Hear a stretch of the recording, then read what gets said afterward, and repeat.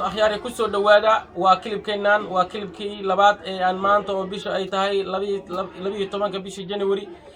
سنة كعصبة لبي لباتنكا أي ندوب إن مانتو مالين أربعة waxaan ku soo qaadan doonaa hadwaa la ku roon yahay waayahanba waxa la waday qabanqaabada banaanbax waxa lagu sheegay kolkii hore ciwaan waxa looga dhigay in lagu taageeri doono oo lagu taageerayo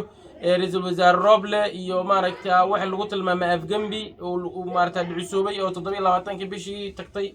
December sanadkii hore ka dhacay hadwaa la ku roon yahay waxay ku sheegeen magaalada Muqdisho haddana ciwaankii dabcan waxaan u maleynayaa ciwaan kale loo sameeyay oo asagoo lu leeyahay waxaan ku taageeraynaa doorashooyinka maaragtay in la dardar geliyo haddaba maxaa ka suurta galay maanta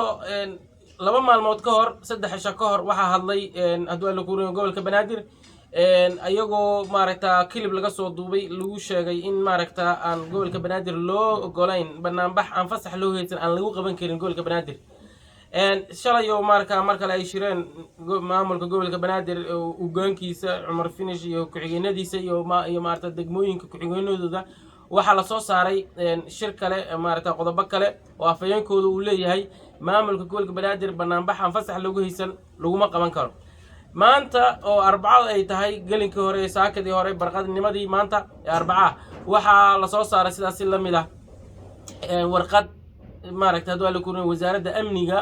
hadwaa la ku roon ninka loo yaqaano oo madaxda ka yahay ninka wasiirka ka ah 30 milyan haysta ninka loo yaqaano ayaa wuxuu soo saaray warqad uu ku fasaxayo in lagu dhigo banaanbax gobolka Banaadir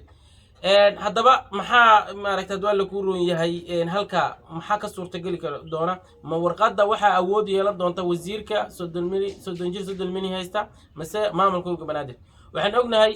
gobolada dhan inay leeyihiin hadwaa la ku roon yahay maamulkooda ay u goon yihiin oo Hirshabelle amnigeeda iyada ay maaragtaa hadwaa la ku roon fasax ay idna uga qaadan iyadu hoos tago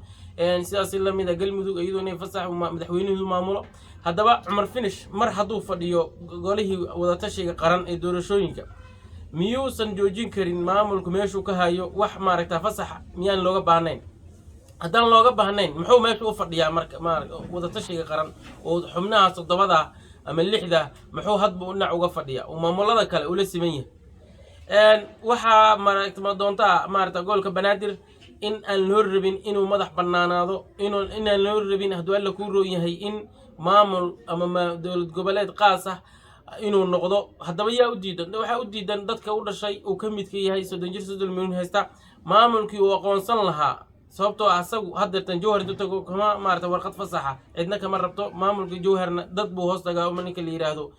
uu horeeyo Cali Guudlaaw oo kama hadli karo Jowhar iyo Hirshabelle sidaas lama beedhaba iyo maaragtaa ninka la yiraahdo kama hadli karo hadwaa la ku roon Koonfur Galbeed haddaba maxaa gobolka Banaadir ku gooniya oo kaliya uga hadlaya maaragtaa maadaama uu dhashayba muxuu u aqoonsan leeyahay ninka saaxiibkiisa hadwaa la ku roon yahay maaragtaa maamulka gobolka Banaadir oo maaragtaa gobolka maadaama uu ka soo jeedo uu sheeganayo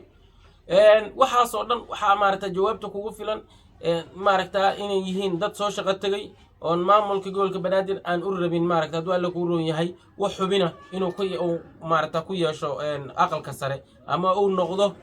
xubnaha maaragtaa uu noqdo dowlad goboleed qaas ah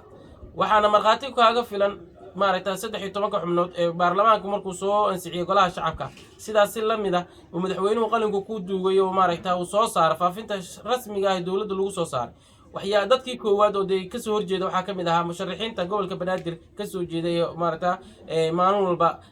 ka hadla doorasho iyagoo maaragtaa aan marnaba maaragtaa hadwaa la ku roon gobolka Banaadir u rabin waxa kaliya hadii la weydiiyo kan duconayaan waxa weeyaan kaliya maadaama 13 xubnood hadii hirgasho maaragtaa